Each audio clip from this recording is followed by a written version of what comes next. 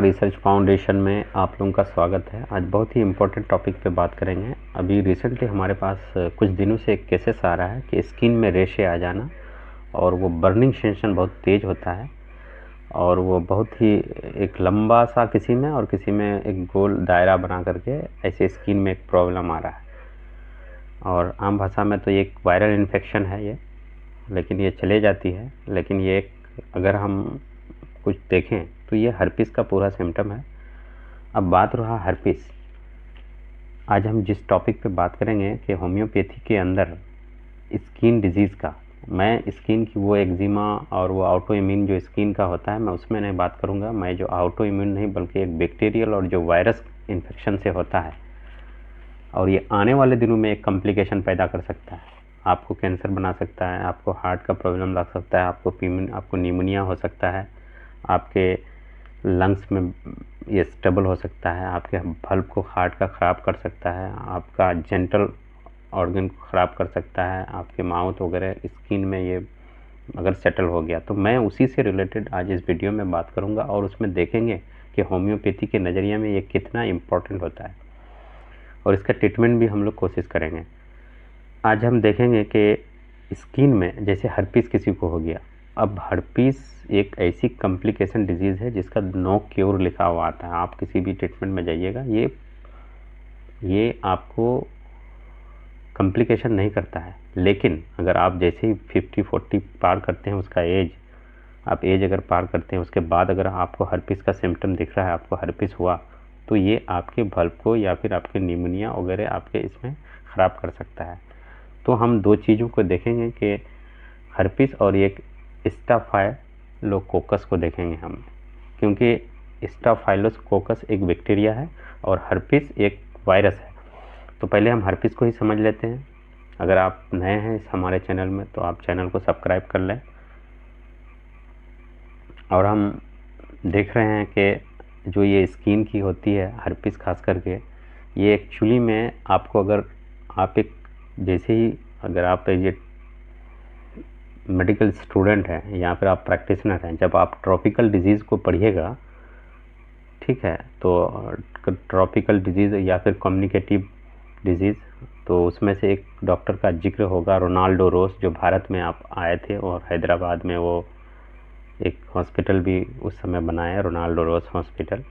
तो उसने ही हिंदुस्तान में कम्युनिकेटिव डिजीज़ का ही इस्टेब्लिश किया था। तो कम्युनिकेटिव डिजीज़ जैसे आपको चिकन पॉक्स हुआ, ठीक है, आपने उस समय अगर उसका ट्रीटमेंट नहीं किया, आप झाड़ फूँक जड़ी बूटी के तौर पे रह गए, तो ये आपको आगे चल के ये कॉम्प्लिकेशन होगा। क्योंकि जब आपको चिकन पॉक्स होगा, ये चिकन पॉक्स आगे जा कर के आपका बनेगा वर्सीला जोस्टर में। ये भी एक वायरस है। वर्सीला जोस्टर जब वायरस बनेगा फिर उसके बाद वो जाएगा हर्पीस जोस्टर में, ठीक है।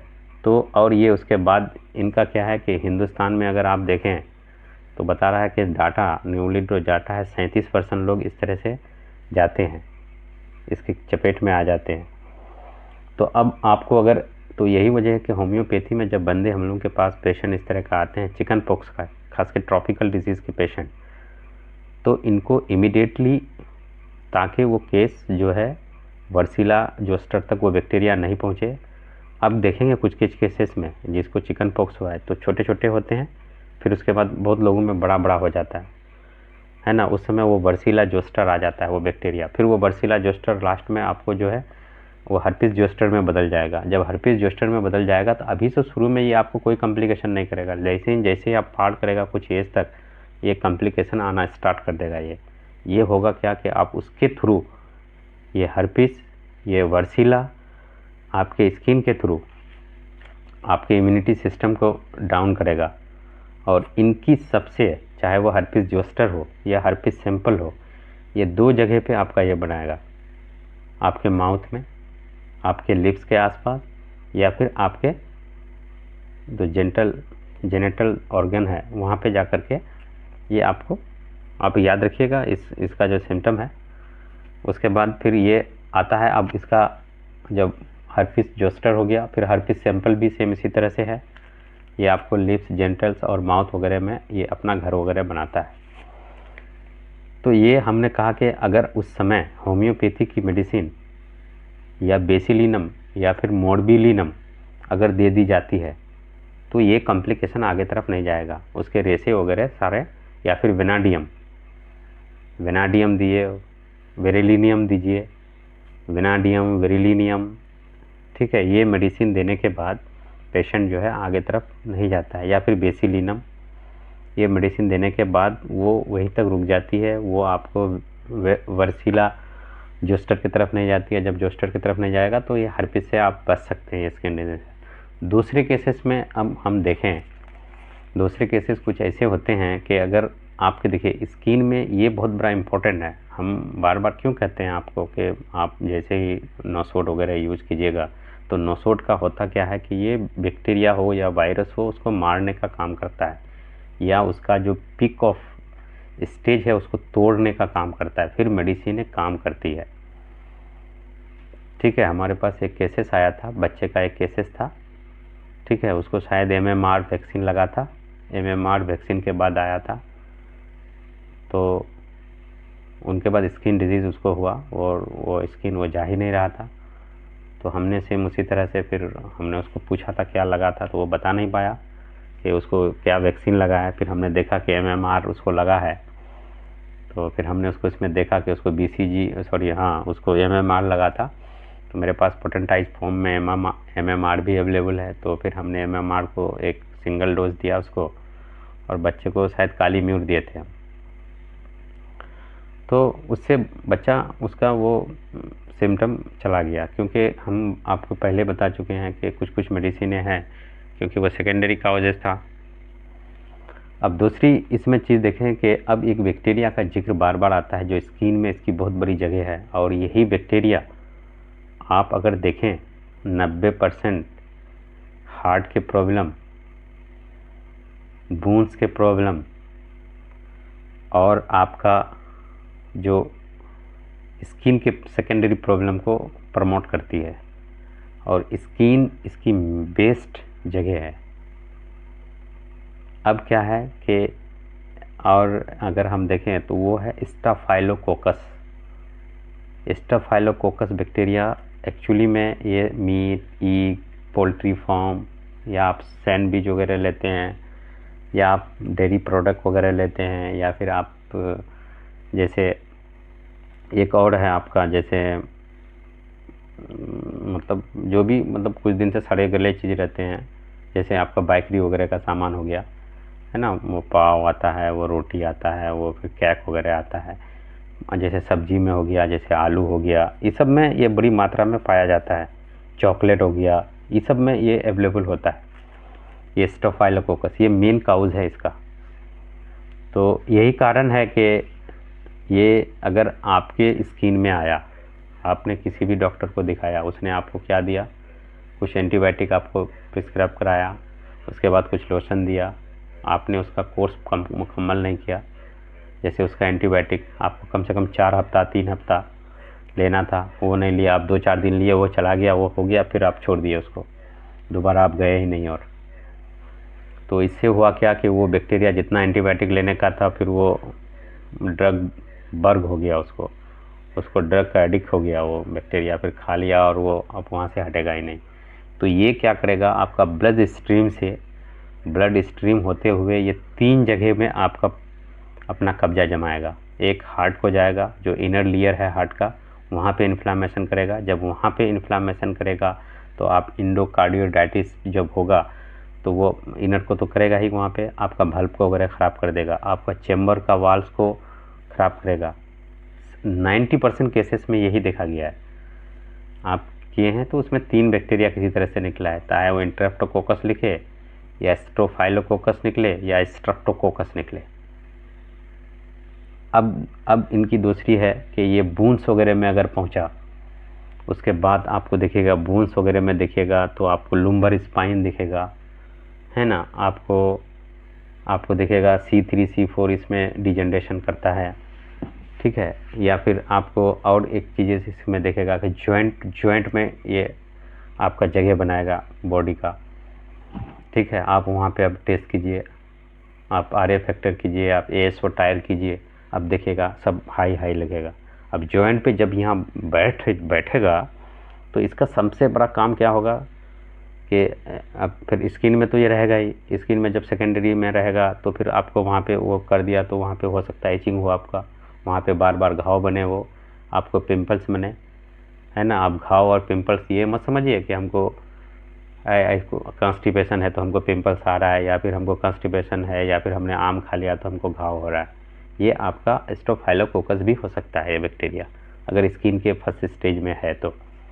अब बूंस में गया है तो बून पेन हो सकता है, आपका बून को फ्रैक्चर कर सकता है, कुछ भी नहीं होगा मगर बून फ्रैक्चर करेगा, आप गिरेंगे नहीं, बून आपका ये होगा। आपने बहुत सारे केसेस देखे होंगे, बहुत सारे केसेस किए होंगे। अब दूसरे इसके देखेंगे, जब अब हड्डियों में जैसे जॉइंट में बैठता है, हमारे पास केसेस आता है, कितने केसेस को हम ये करते हैं। अब देखिए एक पेशेंट मेरे पास आया था, उनको हार्ट का बल्ब ख़राब हो गया और वो हमने जब उसका चेस्ट का एक्सरे किया तो वहाँ पे उसका पानी भर चुका था। अब हम यहाँ पे लगा रहे हैं उसका एक्सरे का रिपोर्ट, आप देख सकते हैं उसमें। अब क्या है कि अब वहाँ पे जब वो गया तो अब जॉइंट पे इसका खास करके जॉइंट इन्फेक्शन में आप देखिएगा, आप ऐसे छुइएगा जॉइंट को तो पेन हो, एकदम पूरा गर्म होगा वो, ठीक है, और पूरा रेडनेस होगा, और वहाँ पे आप देखिएगा स्वेलिंग भी हो सकता है अगर स्टोफाइलस वहाँ पे है। अब स्किन के केसेस में, अब कार्डियो में गया, अब कहीं पे आपको हो सकता है उल्टी हो, फूड पॉइजनिंग में भी हो सकता है आपको उल्टी हो, आपको फीवर है, कमजोरी महसूस होगा, कुछ भी नहीं है, सारा चीज़ आप देखिएगा सिस्टम सही है, लेकिन आपको वीकनेस लग रहा है, आपको बुखार जैसा फील हो रहा है, आपको फ्लू होता है। तो ये इसमें इस बैक्टीरिया को अगर इनिशियल स्टेज में अगर ख़त्म कर दिया जाए तो आप इन चीज़ों से बच सकते हैं कि आने वाले दिनों में ये आपको कोई भी प्रॉब्लम नहीं करे। क्योंकि स्किन डिजीज़ एक ऐसा है कि क्योंकि स्किन डिजीज़ में आपको वायरस और बैक्टीरिया का पूरा ये रहता है। तो अब यहाँ पे हम देखेंगे कि हमने आपको जैसे कहा कि हर्पिस वायरस आपको कहाँ पे माउथ के आसपास मिलेगा, उसका जगह नाक में भी होता है, स्टोफाइलस आपको नाक में भी मिलेगा, इसीलिए बहुत आदमी आप देखिएगा नाक ऐसे फुकटाते रहता है। बड़ा आदमी, छोटा बच्चा है तो आप सीना दे करके आप ट्यूरी गम दे के काम निकाल दीजिएगा कि नहीं बच्चा नाक फुकटा है, उसको कृमि हो गया है ना। तो ऐसा कह के आप निकल सकते हैं, लेकिन बड़ा लोगों में जब हो गया है आप तो वो बच्चा तो बोल देता होगा, लेकिन बड़ा लोग जब नहीं बोलेगा, अब नाक फुकटाते रहता है, ऐसे नाक में सरसरी रहता है, तो ये स्टोफाइलोकोकस बैक्टीरिया नाक में भी उसका सबसे बड़ा जगह है, ठीक है, यहाँ पे रहता है। तो अब हम होम्योपैथी में हम देखेंगे, है ना, कि स्टोफाइलस आपको हम बताया कि स्टोफाइलस आपको जो है ये जॉइंट इन्फ्लामेशन तो करता ही है, बून में प्रॉब्लम तो करता ही है, स्किन में तो करता ही है, उसके बाद लंग्स में वो जाता है, लंग्स में जाके आपको निमोनिया करा सकता है, आपका वहाँ पे पानी भरा सकता है। हमने अब जो भी दिखाया आपको वहाँ पे ये आपका जो एक्सरे देखा, हमने उसको क्या दिया था, हमने वो स्टोफाइलस, क्योंकि हमारे पास पोटेंटाइज फॉर्म में है स्टोफाइलोकोकस बैक्टीरिया का, हमको उसको 1 डोज दिए और हमने नाजा उसको दिया था,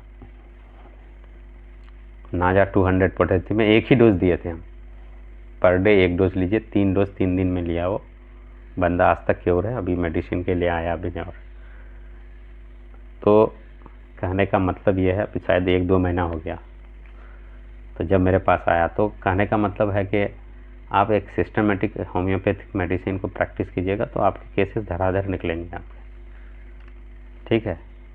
लेकिन आपके पास शर्त ये है कि आपको नॉलेज होना चाहिए, और नॉलेज ऐसा होना चाहिए कि आप बैक्टीरिया को जानें, और जो पुराना विधि है, जो पुराना तरीका है, तो वो होता है तो भूत होता है, तो आपने जो किया वो, ऐसा कुछ भी नहीं होता है। बैक्टीरिया है तो है, यह आपको मानना पड़ेगा। आप बैक्टीरिया का आपके पास ट्रोन होना चाहिए, क्योंकि उसी समय जब उसने माइजम का थ्योरी दिया था तो उसी समय उस माइजम में बैक्टीरिया भी है। उस ज़माने में अगर आप अगर सिफिलिस को लेंगे तो उस ज़माने में जब एड्स नहीं था तो अभी HIV का आया। HIV क्या है आपका? ऑटो इम्यून डिजीज़ ही है। HIV को अगर आप सिस्टमेटिक समझें तो क्या है, आपका ऑटो इम्यून पे अटैक करता है वो वायरस, अटैक करने के बाद उस पर वो कब्जा कर लेता है। वो कब्जा करने के बाद आपको क्या होता है, सर्दी हुआ तो छूटेगा नहीं, खांसी हुआ तो छूटेगा नहीं, मतलब कोई भी चीज़ आपके अंदर में अगर बाहर से आया जो लड़ने का क्षमता था वो उसका कंट्रोल में है, वो चाहेगा तो होगा, वो नहीं चाहेगा तो नहीं होगा, इसलिए वो चाहता ही नहीं है। जब चाहता ही नहीं है तो बुखार आपका जाएगा नहीं, सर्दी आपका जाएगा नहीं, खांसी आपका जाएगा नहीं। इसका मतलब आपका सिस्टम उधर हो गया है। तो आपका जो बॉडी का क्षमता था कि बाहरी चीज़ से लड़ने के लिए, वो चीज़ है नहीं, क्योंकि उसने उसके कंट्रोल में रख अपना, आपका ऑटो इम्यून को उसने अपने कंट्रोल में करके रखा है वो बैक्टीरिया। और वो बैक्टीरिया चाहता नहीं कि आपका ऑटो इम्यून बाहरी चीज़ से लड़े वहाँ पे। और हिंदुस्तान की जो नई डाटा है, अगर आप 2020-21 की डाटा देखें, आप जाइए वेबसाइट में WHO का, और मार्केट देखिए कि स्टोफाइलस का क्या हाल है स्किन का। तो बता रहा है कि 37% इंडियन में स्टोफाइलस जो है ना कॉलोनी बना चुका है।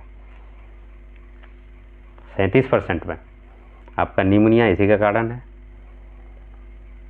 क्योंकि ये स्किन इसका मेन जगह होता है, नाक में, स्किन में। आप इसका पोटेंटाइज फॉर्म दीजिए, बंदा आपके पास आता है तो आपके पास नहीं है स्टोफाइलस, आपके पास बेसिलिनम सबसे बड़ी दवा है, आपके पास ट्यूबर है, आपके पास कार्सिनोसिन है, मगर 2 बड़ी मेडिसिन है, ट्यूबर है, आपके पास बेसिलिनम है।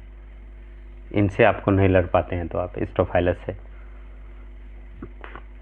अब इनमें मेडिसिनें हम अब देखेंगे कि अब मेडिसिन जब, अगर मान लिए आज अब शुरू का सिम्टम आता है आपको, तो आप लोशन के तौर पे आप कैंथेरिस मदर टिंचर को लगा सकते हैं, क्योंकि ये भी हर्पिस की सबसे बड़ी दवाई है।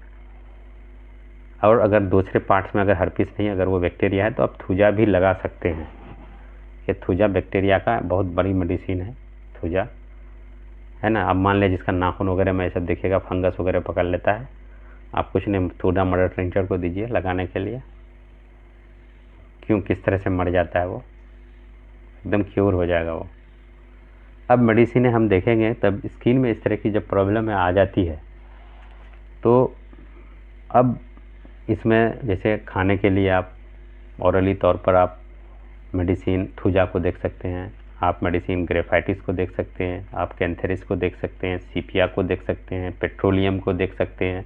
ये मेडिसिनें हैं, 4-5 मेडिसिनें हैं जो इस बैक्टीरिया को मार देती है। लेकिन मैं एक मेडिसिन का यहाँ पे चर्चा करूँगा, जो आप बहुत ही पॉपुलर है मेडिसिन, और ये अगर आप उसको जानते भी हैं, अब देते भी हैं, लेकिन आप देते हैं बच्चे के कीड़े में सिर्फ, कि बच्चे में जो कीड़ा हो जाता है पेट में, उसमें देते हैं। आप शायद जान गए होंगे, मैं बात कर रहा हूँ ट्यूरिकम मारोम का।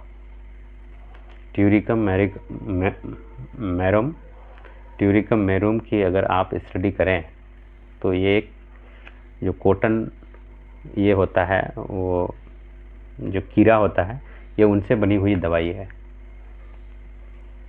ये उनसे दवाई बनती है ये। और मैं आपको जैसे बताया कि जैसे हर्पिस का अगर अटैक हुआ, तो हर्पिस मुंह के आसपास रहता है, ये आपको निमोनिया भी कराता है। ये सारा सिम्टम इस मेडिसिन में मौजूद है। बस शर्त यही है कि मेडिसिन का पोटेंसी आप सिस्टमेटिक लें, ठीक है। अब ये नहीं कि आप 30 में दे रहे हैं तो दे रहे हैं, क्योंकि ये नाक में भी इसका सबसे बड़ा है। आप तो जानते ही हैं इसका, कि बच्चा नाक खोपटाता है तो आप उसको ट्यूरिकम दे रहे हैं, ट्यूरिकम देते हैं आप उसको, ठीक है। या फिर अगर जेनेटल ऑर्गन में किसी का छोटा छोटा फुंसी हो जाता है, या वहाँ पे इचिंग होता है, ठीक है, तो वहाँ पर भी आप दे सकते हैं। इसके बारे में डॉक्टर काशीराम अपनी किताब साइक्लोपीडिया में लिखता है कि इसकी सानी कोई दवाई नहीं है। नाखून के सिम्टम को अगर देखें, या इसका जेंटल वगैरह को अगर देखें, तो इसकी सानी कोई दवाई नहीं है। उसी में जिक्र करते हुए लिखते हैं कि ये एक आदमी को खांसी था, और वो पूरा एकदम सुबह सुबह पूरा दक का जिक्र करते हैं, वो कफ पड़ा रहता था, तो उसने इस मेडिसिन का, और वो लिखते हैं डॉक्टर क्लार्क के हवाले से अपने साइक्लोपीडिया में, डॉक्टर काशीराम साहब। अब तो मैं समझता हूँ कि ट्यूरिकम एक बहुत बड़ी मेडिसिन होती है, हमने दिए भी, अभी रिसेंटली बेनिफिट भी मिला, इसलिए मैं आज इस मेडिसिन की चर्चा कर रहा हूँ। अगर इसका देखें तो रूमाटिज्म की भी सबसे बड़ी दवाई है। बस शर्त यह है कि मेडिसिन का पोटेंसी आप एक अच्छे डॉक्टर होते हुए इसको सेलेक्ट करें। मैं मेडिसिन का तो जिक्र करता हूँ, उसका चर्चा करता हूँ, लेकिन मैं मेडिसिन का पोटेंसी का जिक्र इसलिए नहीं करता हूँ, मैं ये डॉक्टरों पे छोड़ता हूँ। और जैसे डॉक्टर सिमुअल हनीमन्स ने हमेशा इस चीज़ की पोटेंसी का जिक्र कहीं पर भी होम्योपैथी में नहीं है। ये डॉक्टरों के दिमाग पे कि आपके पास कैसे आता है, पेशेंट आता है और आप उसको कैसे डील कर सकते हैं। तो इसका पूरा ये है कि आप बढ़िया से पढ़िए, आप डॉक्टर काशीराम को, या फिर अगर आप कोई दूसरे, क्योंकि इसका 2-3 मैट्रिया मेडिका में चर्चा है, विलियम बोरी में भी इसका चर्चा है, ठीक है। तो आप अपने लैंग्वेज में, जिस भी लैंग्वेज से आप बिलोंग करते हैं, हिंदी, बंगाली, उर्दू, आप उस लैंग्वेज में उसका स्टडी कर सकते हैं। इंग्लिश थोड़ा सा कम्युनिकेबल बहुत लोगों के लिए नहीं होता है, इसलिए आपको जो भाषा अच्छा लगे उस भाषा में उसको सीख कीजिए। और उसमें चर्चा भी है डॉक्टर काशीराम की, और इसमें है कि ये डॉक्टर क्लार्क में भी इसका चर्चा है। उसमें लिखते हैं कि ये सोराइसिस की भी सबसे बड़ी दवा है, और हम लोग अब तक बच्चे की कृमि की दवाई समझ करके इसको दे रहे थे। तो ट्यूरिकम बहुत बड़ी मेडिसिन है, ये जो कॉटन वार्म है उनसे बनती है। तो आप अगर जेंटल में प्रॉब्लम आ रहा है, मैंने आपको कहा कि आपके पास अगर स्टाफाइलोकोकस नहीं है, आपके पास वो बैक्टीरिया पोटेंटाइज फॉर्म में, तो आपके पास बेसिलिनम है। बेसिलिनम देने के बाद ये मेडिसिन आप दे सकते हैं। तो ये मेडिसिन बहुत बड़ी हो सकती है, क्योंकि सोराइसिस का भी इसमें जिक्र है, इसमें सारे चीज़ों का है, इसमें इचिंग का भी जिक्र है, ठीक है। स्क्रैचिंग ऑफ नोज आप देखिएगा उसमें है। तो मेडिसिन बहुत बड़ी है, आप उसको बढ़िया से स्टडी कीजिएगा, तब आपको समझ में आएगा। और मैं कहता हूँ कि होम्योपैथी जितना आसान है उतना कठिन भी नहीं है। बस यही है कि आप सिस्टमेटिक आप अगर समझ लेंगे तो बहुत बड़ी है। तो ये था आज का वीडियो। अच्छा लगे तो लाइक कमेंट ज़रूर करिए। थैंक यू, धन्यवाद।